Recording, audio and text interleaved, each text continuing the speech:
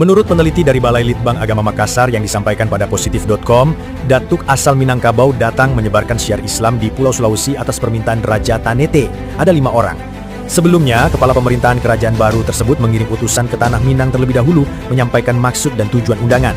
Sisi lain, sebuah catatan turut menulis jika para ulama Minang itu didukung Kerajaan Aceh yang memang sudah lama akrab dengan Minangkabau, terutama dalam menyebarkan agama Islam.